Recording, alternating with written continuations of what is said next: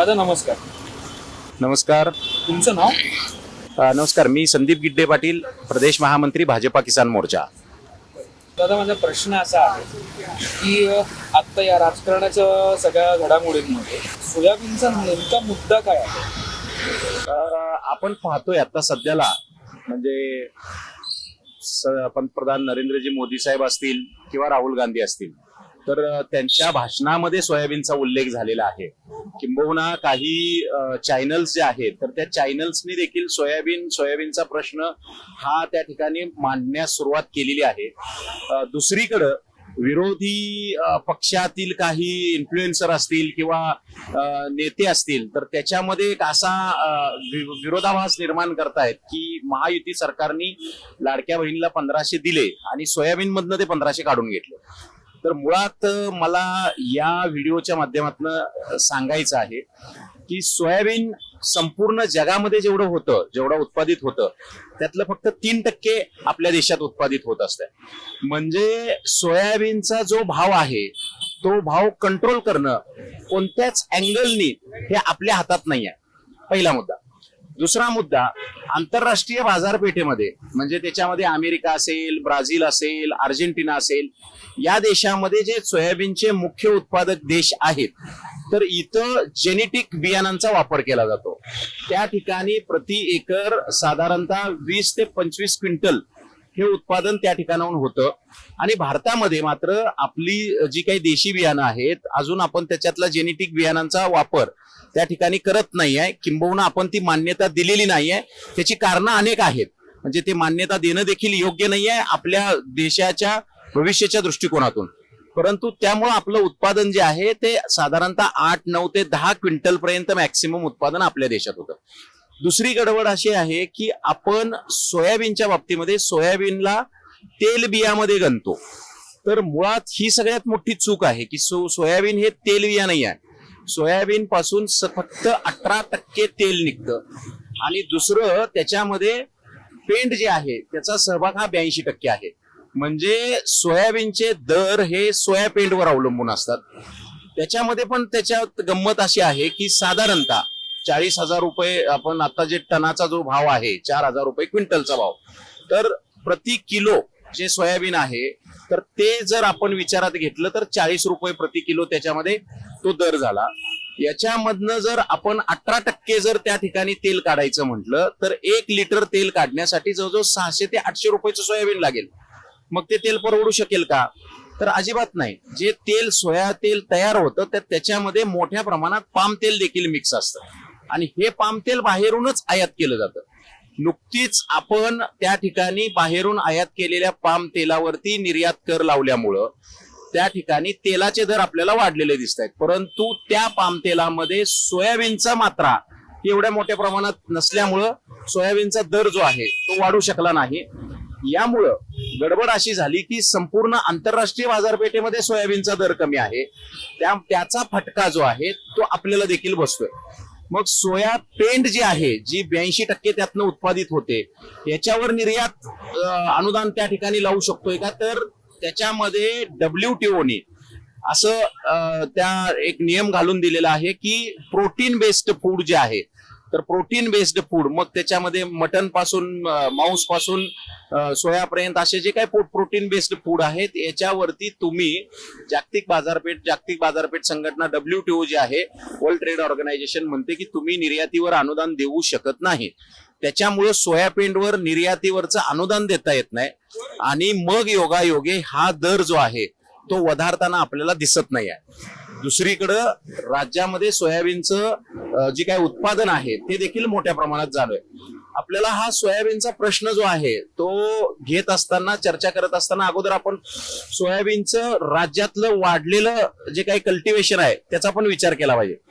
तुम्ही 2014 पूर्वी 2010 साली वगैरे जर पाहिलं तर सोयाबीनचा हा प्रश्न तुम्हाला कधी भेडसावलेला दिसला का? तर अजिबात नाही. त्यावेळेला कापसाचा प्रश्न होता. आपलं जे काही मेजर खरीपाचे जे क्रॉप हे आहेत, रिजन्स आहेत, तर पश्चिम महाराष्ट्र, मराठवाडा, विदर्भ, उत्तर महाराष्ट्र, याच्यामध्ये पश्चिम महाराष्ट्रामध्ये सोयाबीन हे त्या ठिकाणी घेतलं जायचं, भुईमुग घेतलं जायचं.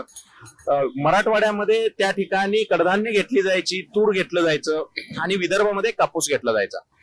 2014 साली साधारणतः आपल्याला मी तुम्हाला सांगतो की 2300 रुपये फक्त सोयाबीनचा हमीभाव होता, जो त्या ठिकाणी केंद्र सरकार MSPच्या स्वरूपामध्ये देण्यासाठीचं आव्हान देत होतं. आता विषय असा झाला की या वर्षी सोयाबीनचा जो हमीभाव आहे तो 4892 केंद्र सरकारने एवढा घोषित केलेला आहे. तरी पण एवढे दर का कमी आहेत ते पण सांगतो. काय झालं, नेमकं काही दिवसापूर्वी राज्यामध्ये अवकाळी पाऊस पडला. मुळात सगळी जी काही सोयाबीनची खरेदी आहे बाजारपेठेमध्ये दिवाळीच्या नंतरच सुरू होते. आपणच एक अनाऊन्स केलं लवकर की ऑगस्ट महिन्यापासूनच की सोयाबीनची खरेदी करणार. शेतकऱ्यांच्याकडे गेल्या वर्षीचं पण सोयाबीन आहे. आंतरराष्ट्रीय बाजारपेठेमध्ये मोठ्या प्रमाणामध्ये काही वर्षापूर्वी 8,000-9,000 पर्यंत भाव गेल्यामुळं त्या ठिकाणी शेतकऱ्यांना पुन्हा वाटलं की पुन्हा हा भाव त्या लेवलला जाईल. त्यामुळे शेतकऱ्यांनी साठवून ठेवलेलं सोयाबीन भरपूर आहे. त्यामुळं ह्या सोयाबीनच्या बाबतीमध्ये मुळात दरवर्षी जर खरेदीचा पॅटर्न बघितला तर तो सुरू होतो दिवाळीच्या नंतर. आणि दिवाळीच्या नंतर ज्या वेळेला सोयाबीन येतं नेमकं त्या दरम्यान जो अवकाळी पाऊस पडला त्यामुळे सोयाबीनमध्ये आर्द्रतेचं प्रमाण जे आहे ते आर्द्रतेचं प्रमाण मॉइश्चर ज्याला आपण म्हणतोय ते मोठ्या प्रमाणात वाढलं. 17, 18, 20, 21% पर्यंत आर्द्रतेचं प्रमाण वाढलं. आणि नाफेडचा जो नियम आहे केंद्र सरकारने घालून दिलेला तो होता 12% मॉइश्चर जे आहे ते खरेदी केंद्रावरती खरेदी केली जाईल. आज अखेरच्या आकडेवारीनुसार जवळजवळ 50,000 त्या ठिकाणी क्विंटल पर्यंत सोयाबीन जे आहे तर ते खरेदी करण्यात आलेलं आहे. 600च्या आसपास NCCF आणि नाफेड यांची खरेदी केंद्र त्या ठिकाणी राज्यभरामध्ये सुरू देखील झालेली आहेत. त्याच्या पलीकडचं तुम्हाला सांगतो की शेतकऱ्यांना हे 12%चा जो मॉइश्चरचा विषय आहे हा थोडासा अडचणीचा येत असल्यामुळं केंद्रीय मंत्री सन्माननीय शिवराज सिंग चौहान साहेबांनी 12%ची ती मात्रा जी आहे ती वाढवून 15% केली. आता ज्या शेतकऱ्यांच्याकडे 15% पर्यंत आर्द्रता ज्यांच्याकडे आहे ते शेतकरी देखील सोयाबीन त्या ठिकाणी हमी भावाच्या खरेदी केंद्रावरती घालू शकतात. त्यामुळे प्रत्येक शेतकऱ्याला 4892 हा जो दर आहे तो दर मिळणं त्या ठिकाणी सुलभ होणार आहे. परंतु आता सध्याला ज्या पद्धतीनं दिशाभूल केली जाते, गैरसमज पसरवले जातात, त्यानुसार शेतकऱ्यांना माझं आव्हान आहे की अशा प्रकारच्या कुठल्याही गैरसमजाला आपण बळी पडू नये. आपल्याकडचा असणारा सोयाबीनचा दाना न दाना त्या ठिकाणी खरेदी करण्याची सरकारनं तयारी केलेली आहे.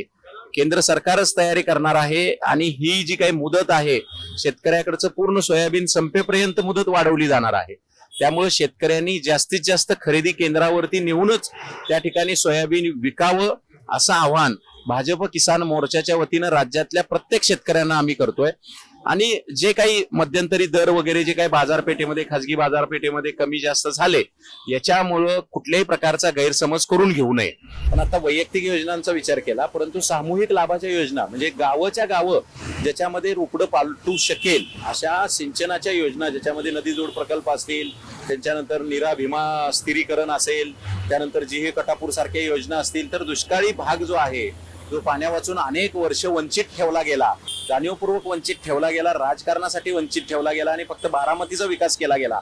तर याच्यामध्ये आता मोठ्या प्रमाणामध्ये निधीचं आवंटन झालेलं आहे. देशामधल्या राज्यातल्या म्हणजे देशातल्या तर नदी जोड प्रकल्पांना अनेक चालना मिळतेच आहे, परंतु राज्यातल्या देखील नदी जोड प्रकल्पांना त्या ठिकाणी मोठ्या प्रमाणामध्ये निधींची उपलब्धता झाल्यामुळं हे सिंचनाचे देखील प्रश्न त्या ठिकाणी मार्गी लागलेले आहेत. दादा, मला अजून एक प्रश्न असा विचारायचा आहे की वक्फ बोर्डचा प्रश्न सगळीकडेच भेडसावतो, तर शेतकऱ्यांसाठी तुम्ही काय सांगाल त्या बाबतीत? जाता जाता मी शेतकरी म्हणून शेतकऱ्यांना आवाहन करू इच्छितो, जागो तो एक बार हिंदू जागो तो, जागो तो एक बार हिंदू जागो तो. बेसिक मुद्दा असा आहे की शेतकरी हा हिंदू संस्कृतीचं द्योतक आहे, शेतकरी हा हिंदू आहे. परंतु आपण पाहिलं गेल्या काही दिवसामध्ये नोमानींनी त्या ठिकाणी संपूर्ण पाठिंबा जो आहे मुस्लिम समुदायाचा हा महाविकास आघाडीला दिला. परंतु मला या व्हिडिओच्या माध्यमातून आपल्याला सांगायचं आहे की त्या उलेमा बोर्डानं कंडिशन टाकल्या त्याच्यात एक महत्वाची कंडिशन आहे, ती म्हणजे वक्फ बोर्डाची. आणि त्याच्यामध्ये असं सांगितले की वक्फ बोर्डाला महाविकास आघाडी सरकार आलं तर खुली सूट देण्यात येईल. याचा अर्थ असा आहे, मी तुम्हाला फक्त वक्फ बोर्डाचा कायदा काय आहे ते सांगतो. वक्फ बोर्डाने जर कुठल्याही जमिनीवरती जर त्यांचा दावा दाखला तर आपल्याला स्थानिक कोर्टात कुठंही दाद मागता येत नाही.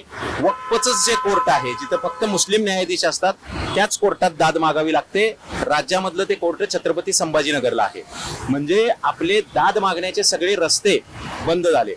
दुसरं, आपल्या गावामध्ये आपल्या कुठल्याही एखाद्या क्षेत्रामध्ये त्या ठिकाणी छोटीशी जरी मजार असेल तर त्या मजारीला ते कब्रस्तान म्हणू शकतात.